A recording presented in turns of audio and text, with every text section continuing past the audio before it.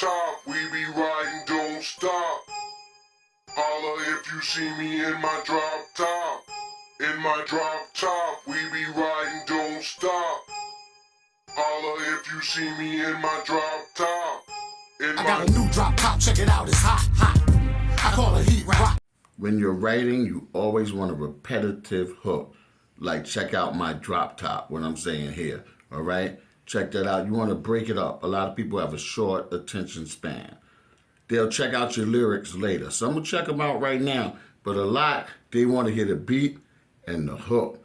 And then later they'll start listening to the lyrics, okay? So always remember the hook could be somebody singing or you repeating something, all right? But it breaks it up, and sometimes you have 8 bars, which we get into later, or 16 bars. Nowadays, people have a shorter attention span. Too many things happen quick. So you want to give them a little bit and that hot bar. Like that Old Country Road, right? There was only a minute and something.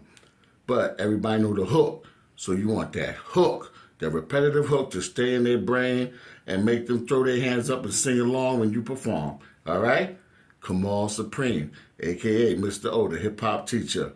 All right, peace. Top, we be riding, don't stop. Holla if you see me in my drop top. In my drop top, we be riding, don't stop. Holla if you see me in my drop top. I got a new drop top, check it out, it's hot, hot.